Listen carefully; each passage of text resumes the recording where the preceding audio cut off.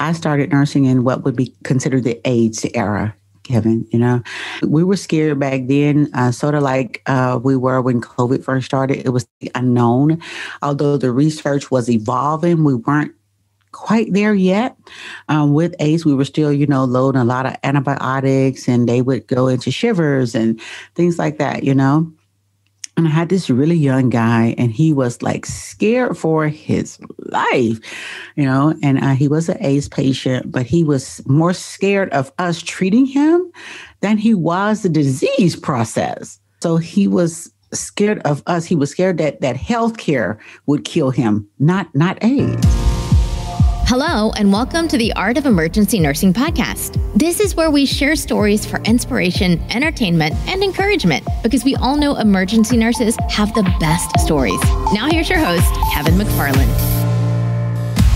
Hey everybody, Kevin McFarland here from the Art of Emergency Nursing, and thanks for listening to the podcast, and thanks for downloading this episode. For listening to the podcast. I have a great episode today. If you haven't done so yet, please do me a favor and leave a rating and review for this podcast. That is how other nurses like you are going to find this podcast.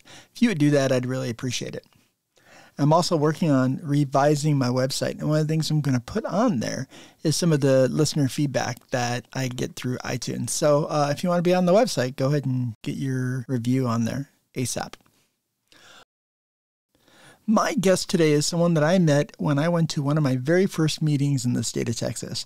And I remember seeing her and thinking to myself, I like this woman. We are going to be friends. As a matter of fact, we were wearing, I think, the same color t-shirt, if I remember. And I joked around and said that we were twins. And that has become a standing joke with me and this nurse, who I also always tell people is my twin. My guest today is a nurse leader, and a nurse entrepreneur, and one of the most entertaining instructors you will ever get a chance to be in the classroom with. You are going to love this episode with my friend, Shawntay Harris. All right. I am Shawntay Harris. I am a nurse entrepreneur, nurse executive. I have owned my own business for 15 years, and I've kind of done it alongside my career in hospital. So it's an amazing thing. I am a board certified, a nurse executive advanced, nurse executive, certified emergency nurse, certified pediatric emergency nurse, trauma certified, course faculty for ENA, and of course AHA. Hence my business is AHA based. So nice. How long have you been a nurse? I've been a nurse for 21 years. How exciting. Yeah, it's been amazing. What made you decide to go into nursing? Well, here's the kicker. I wasn't going to do it. When I graduated, I wanted to become an aeronautical engineer. And so I went to University of Alabama, Huntsville. When I got there, one of my professors told me that the space program was going to go away. And so I changed my major almost on the dime to nursing. Holy cow. Mm-hmm. Well, I could see where your professor may have thought that, but boy, he was wrong. I know. Mm-hmm. He said, no, there's nothing else to explore. We've done it all. You're like, okay. Mm-hmm. Well, the good news is that got you into nursing. Yeah. And then that became my passion. Once you kind of you get your feet wet in nursing, and especially mine happened for me in nursing school. I just knew that this was it for me. I was like, okay, so that was the whole plan for me, was to come here for one thing and then turn into this nurse thing, start working on nursing. So nursing school for me, wasn't as challenging. It wasn't as challenging. As we tend to think of it now, hear students saying now it's so challenging. I was like, okay, great. You were like, it's okay. It's not bad. It wasn't bad. Do over. So, and at what point in your career were you like, okay, I made the right choice. This is what I'm supposed to do? Kevin, I'll be perfectly honest with you. It was when I stepped foot into the first hospital where I worked. It was about my preceptor and my residency. I can tell you that she made all the difference for me and engaged me so much and motivated me and just was that person for me and cemented my career in emergency nursing, which I've never left. How funny. Mm-hmm. It's amazing what a good preceptor will do. Mm-hmm. It's amazing how I owe my impactful. career to her. Yeah, absolutely. How cool is that? Mm-hmm. How cool. Does she know that? Does she know what an influence she has been on you? She didn't for about the first 10 years of my career. And then I just stopped on the dime and was like, wow, this is because of her that I'm here. And now she's like, oh, wow, yeah, that's my work. How cool is that? She had to be so proud of you. She has been. She's the reason for my red glasses. Oh, tell me about that. Yeah. What? The red glasses, my preceptor, in 2000 wore red glasses. It was like her thing. It was her statement. It was like the Sally Jesse Raphael, she was that person and she loved the personality, the big personality. And she was a rock star ED nurse. And I was like, oh, wow, that's who I want to be when I grow up. I want to be like her. And hence the red glasses. When I thought I was at that point where when my skill level matched hers, I threw on the red glasses. That's awesome. I love that. That's super cool. Mm-hmm. That's super cool. Do you remember your first day in the ER? Oh, your first day? Yeah. Tell me about your first day. Let me tell you, it's funny because I'm looking at this American flag tie that I have on now. I had on an American flag scrub top because we could wear any kind of scrubs we wanted back then. And my pants, I walked in there like I was God's gift to emergency nursing. I walked in there like I was a gift. Wait, did you start as a new grad? Yeah, oh my God! Straight from college, so I went straight God's from gift, right out of nursing school. Yes, I walked in there like scrubs on. I was ready to rock, and I went there. And the first code, guess what? I vomited. Don't tell anybody. Edit that. What happened? Just did you like vagal or? No, I vomited on the patient. So it was something about seeing, and this is really funny with me and the whole CPR thing. But I had the bag and I was doing great. I had my chest rising, and all of a sudden I just thought, and then there it went. Oh no! And it just, I tried to hold it because it was a teaching hospital and there was a lot of people in the room. Oh my God! What did they say? They had to be like, they were laughing at me. Oh, because I literally walked in like I was, a gift to emergency nursing. That's so, hilarious. at that time in nursing, in that particular hospital, we had 2 bachelor's prepared nurses in the entire hospital. And one, the VP, had a master's. Wow. Mm-hmm. That was it. Tell me about the first patient that you had on your own when you were off orientation and you were just getting started. Tell me about your first day on your own, Shawntay, all by yourself. So my first job was in Memphis, Tennessee again. So my patients were a little more challenging than I had anticipated. Okay. So my first patient was a behavioral patient, about 6'6", about 320 pounds.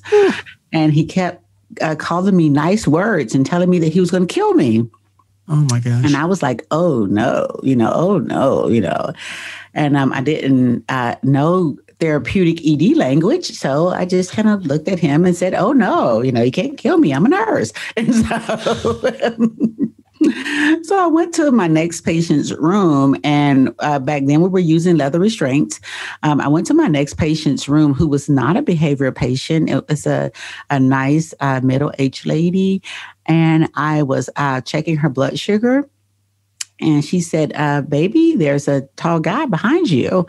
And sure enough, that patient had broke out of leather restraints and was after me. Of course, he couldn't catch me because I was really in shape back then. And I jumped over her and ran toward the police, who we had in our ED, who had to take him down. Holy cow. That's crazy. That was my first patient off orientation. I always tell people about that. Yeah. The psych patient. Did that make you question being a nurse? It did not. It made me develop more therapeutic language to deal with patients like him.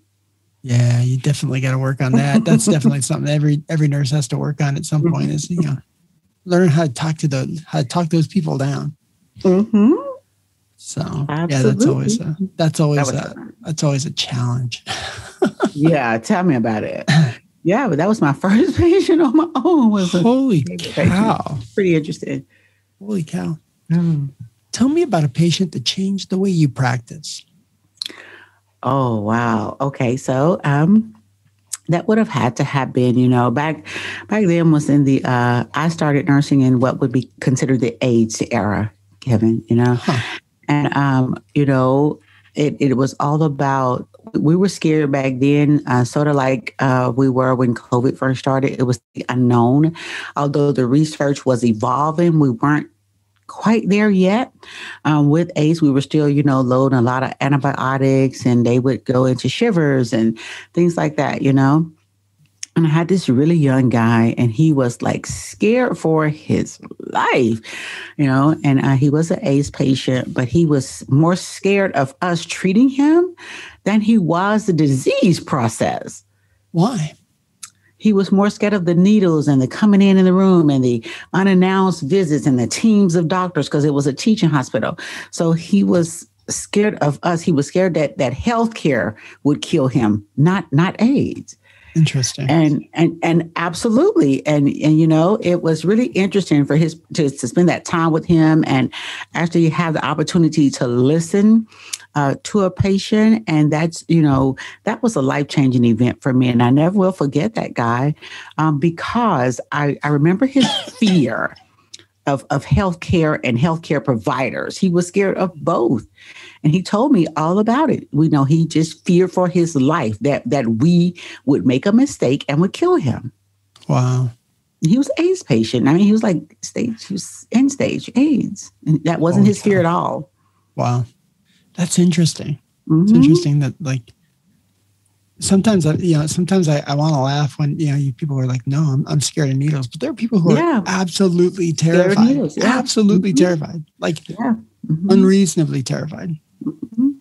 Yeah. And unfortunately, this guy, we were still dressing down in PPE and stuff with our AIDS patients. And, like a lot of PPE, like masks, gloves, gowns, face shields, and he was just scared. Like I was not a human. Wow. And I ended up talking to him forever. That's how I remember every detail of his story and actually realizing that, hey, this kid is really scared of healthcare.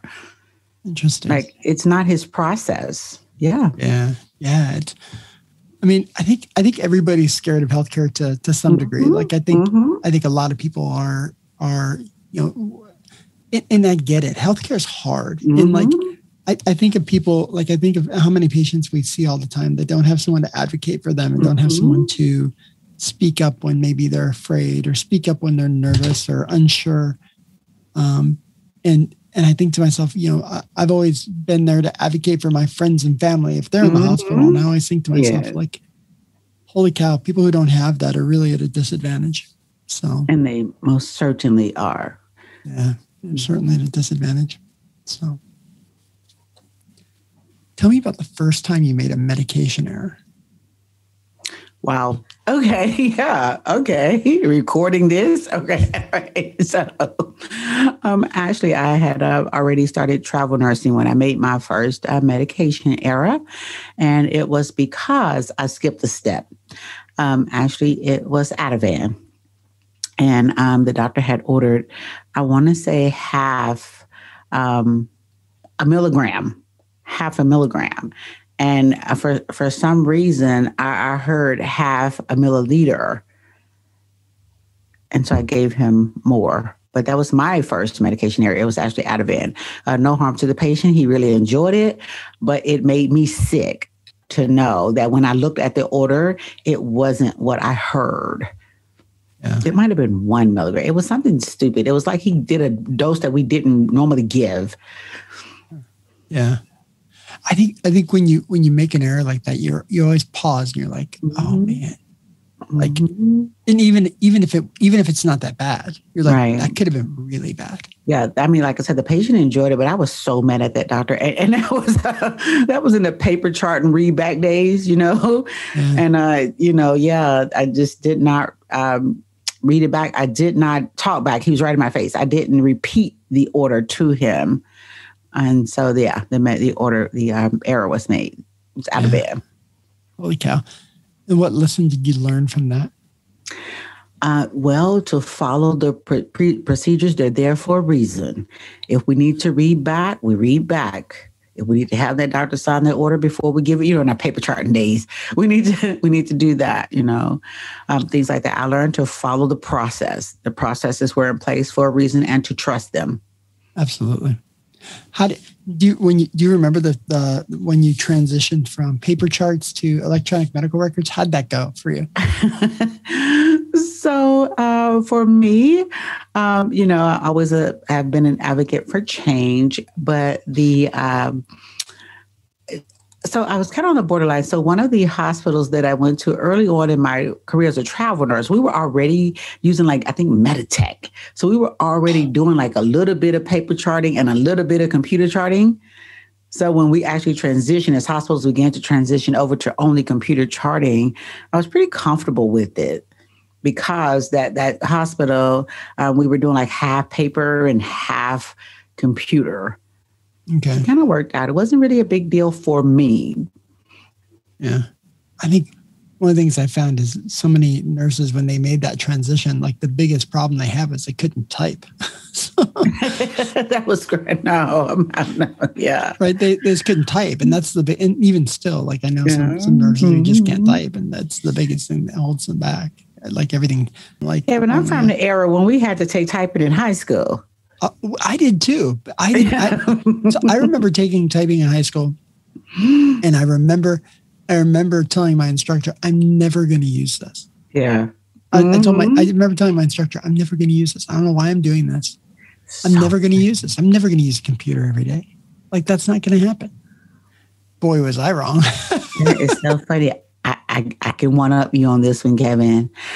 I did the same thing, but I cut class the whole week that we were learning the numbers. So I can't type numbers. I have to look down to type numbers. How funny. I skipped the whole week that week. That's funny. My wife's an amazing typist. She could just sit there. She doesn't break eye contact at all. And she'll just sit there and type. Oh, and wow. I'm I can't. Nope. I can't. And I've got to look down at the numbers. And she types so fast. I'm oh my God, it's just, I can't even imagine. So yeah, I'm great with everything else except the numbers. I look down at the numbers. That's funny. That's pretty funny. Tell me about a patient that touched your heart, a patient you'll never forget. There's been a lot of them. I would say at the beginning of my career was very different from when I left the bedside, and went to leadership. But again, all of mine were either sickle cell or AIDS that really, for some reason or another, touched my heart. And I had this one guy, all my patients were really bad. And then I talked them through and made them good, right? These are the ones that I remember. But this guy, again, was an AIDS patient, and he had sickle cell. And he was so rude. He just, he was just one I just couldn't connect with. And I talked. And then for some reason, we kept that guy in the ED, I think my whole 36 hours, or maybe all 3 shifts, he was still there. Wow. And he was the rudest, nastiest patient, right? And then he fell in it, right? He fell in his poop.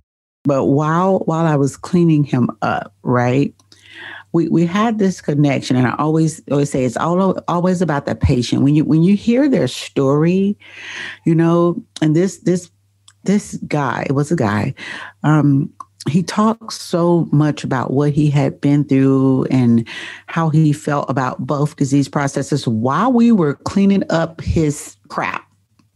Wow. And he really touched my heart because he made me realize the value of a nurse.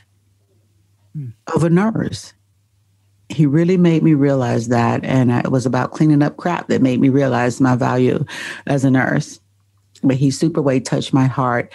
In that we had him for so long. And then after that moment, it was almost like a rainbow. Like his behavior changed. He wasn't calling for pain medicine, 24/7. And he seemed to just be doing better. And you know, but at the same time, that made me realize that they're pain seekers, you know, because once he connected with someone, his pain level decreased. Yeah. At least he stopped calling for pain as much, you know, but he touched my heart in that I could connect with him. With family members with sickle cell, I understood what he was going through, and that would be the one patient that touched my heart first. Now I've had many, but he touched my heart in such a way because he was just there. He was so mean, and then just in that moment, cleaning up his crap, he had like a rainbow moment and became like this great patient all of a sudden. Well, I mean, think how vulnerable you are if you're like, you can't even clean up after yourself. Oh, he was too weak to do it. And he was too weak to do it. You gotta depend on other people. Mm-hmm. You're like, yeah. Yeah. And, you know, I was really impressionable. Again, I graduated, you know, from University of Alabama, Huntsville, and my first job was inner city. So my patient population significantly changed. So a lot of the patients that I met when I first started working was the ones that I'll never forget. Yeah. And you mentioned that you did leadership as well. Mm-hmm. What made you decide to get into leadership? Well, once I finished that MBA, it was all about the business part of nursing for me. Even as a very young nurse, I knew that the business part of nursing is where I needed to be. And I left about 6 years in was when I had my first job as a nurse manager. And actually, I was on a travel assignment and was recruited while on that assignment. And so I established a contract with them to be a leader in their facility. Wow, that's cool. Mm-hmm. And that was the beginning of my contract negotiations. But that business. How did you like traveling? Oh, wow. I loved traveling. Kevin, I love traveling. Let me tell you, there was nothing better than, being frontline and going to a different hospital every 13 weeks. And then as a leader traveling, it was nothing better than being interim. I'll come in until you find someone and then I'm out. Yeah. You know, I did the same thing. So it was really, really great. I loved it. I love being able to go and, you know, have fun and enjoy and shop and then, you know, go. Mm-hmm. It was great. Where's the most interesting place you traveled to? The most interesting place would probably have been California. I did work California from north to south, but let me tell you, I really loved Northern California, the Sacramento area. I really, really loved that part of California. And back then, I think it was the Sonics, maybe. What was their team out there? Some basketball team, Sacramento Kings, I think it was. Okay. They were just becoming a thing, and they had really good players. And I was right across the street from Arco Arena, so I had a really great time. You know, out there. That was probably one of the best areas that I traveled to. Was Northern California, but I worked California from north to south. Holy cow, that's I'm still a California licensed nurse.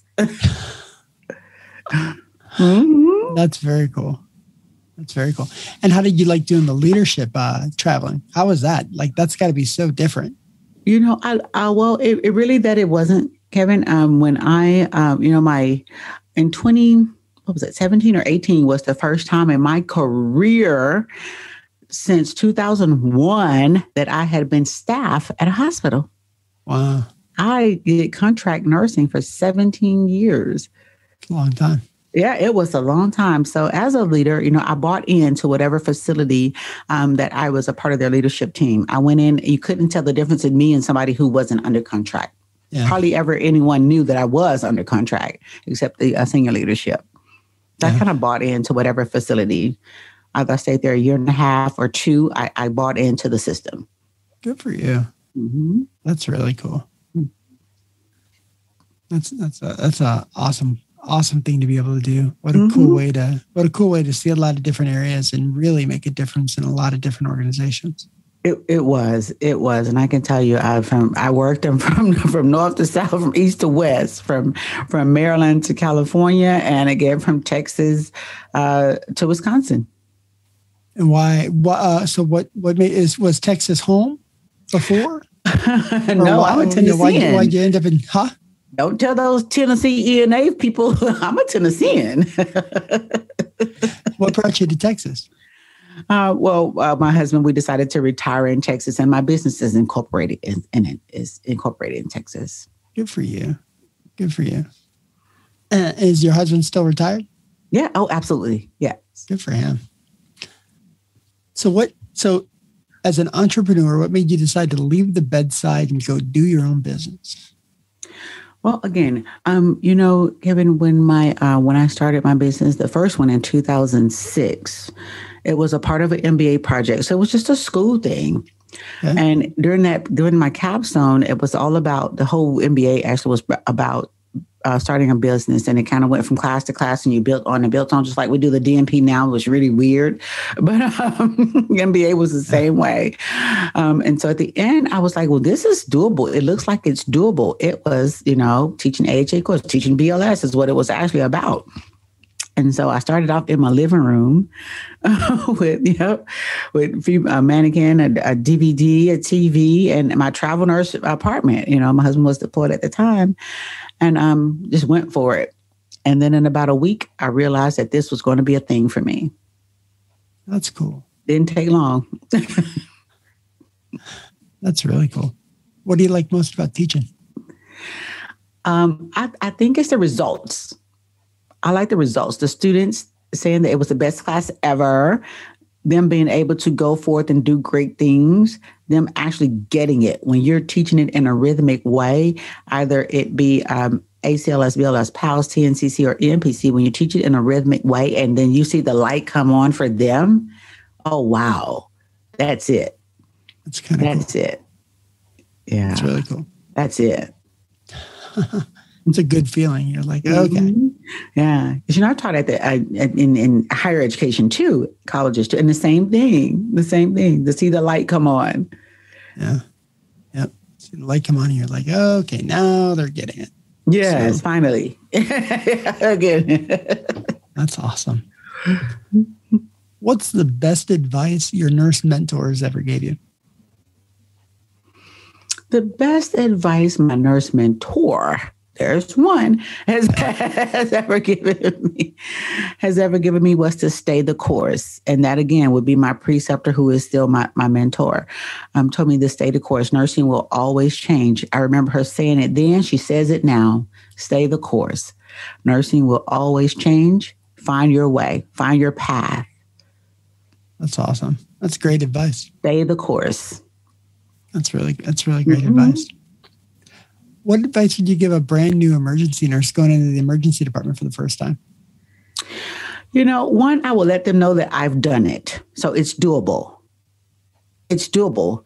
I'm an example of emergency nurse that came straight out of college and went and jumped in, and, it's still around and still relevant, So say the course, but I tell them, learn the rhythms, listen.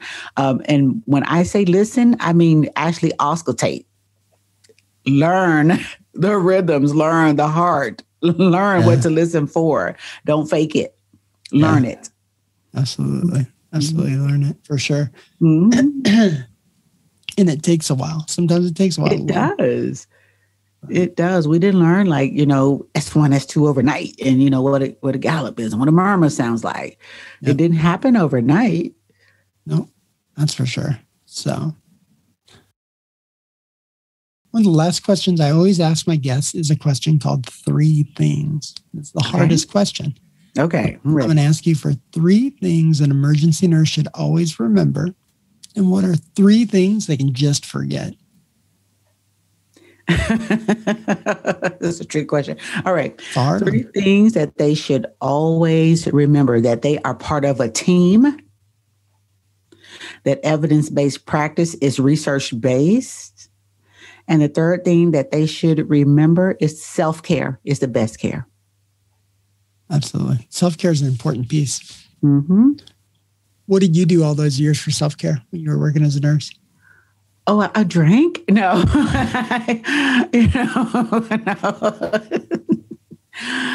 No. For self-care for me is working out, meeting with friends and family. I traveled a lot, and just self-maintain. When I needed a break, I would take a break. And Kevin, it's funny that you said that. I have never experienced burnout. No? I've experienced compassion fatigue, but not burnout. Okay. That's good. What do you think is the key to not experiencing burnout? How do you avoid it? Self-care is the best care. When you feel it coming on, because there's a feeling. You don't just wake up one day and say you're burnt out. You feel it coming on. You see yourself changing. Yep. To take a break. Yeah. Go sit with someone who doesn't know nursing and tell them all about nursing. And for me, that person has probably been my husband. He could care less what we have going on in nursing. Edit that. That's funny. What did your husband do when he was working? He was a scout in the military. Oh, okay. Mm-hmm. Holy cow. So forward, always deployed. Yeah, always.